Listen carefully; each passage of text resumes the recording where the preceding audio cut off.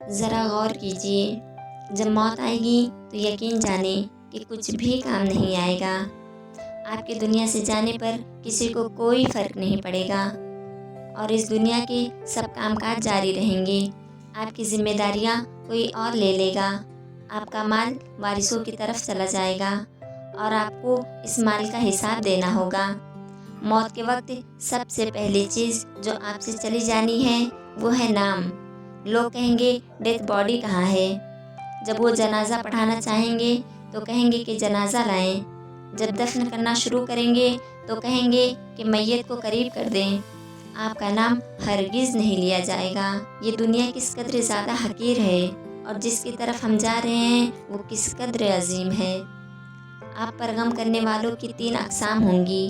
ایک، جو لوگ آپ کو سرسری طور پر جانتے ہیں وہ کہیں گے ہائے اللہ اس پر رحم کرے۔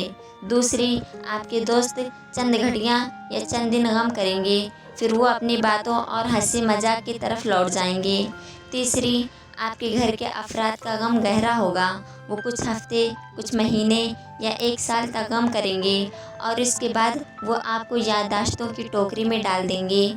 لوگوں کے درمیان آپ کی کہانی کا اختتام ہو جائے گا اور آپ کی حقیقی کہانی شروع ہو جائے گی اور وہ آخرت ہے۔ آپ سے زائل ہو جائے گا آپ کا حسن، مال، صحت، اولاد اپنے مکانوں سے دور ہو جائیں گے۔ شوہر بیوی سے اور بیوی شوہر سے جدا ہو جائے گی۔ آپ کے ساتھ صرف آپ کا عمل باقی رہ جائے گا۔ یہاں یہ سوال پیدا ہوتا ہے کہ آپ نے اپنی قبر اور آخرت کے لیے ابھی سے کیا تیاری کی ہے؟ یہ وہ حقیقت ہے جو غور و فکر کی محتاج ہے، اس لیے آپ اس کی طرف توجہ کریں۔ فرائض، نوافل، پوشیدہ صدقہ، نیک اعمال، تہجد کی نماز اور اچھے اخلاق کی طرف، شاید کہ نجات ہو جائے۔ مرنے والے کو اگر دنیا میں واپس لوٹایا جائے تو وہ صدقہ کرنے کی ترجیح دے گا، جیسا کہ اللہ کا فرمان ہے، اے میرے رب تو نے مجھے قریب مدت تک مہلت کیوں نہ دی کہ میں صدقہ کرتا۔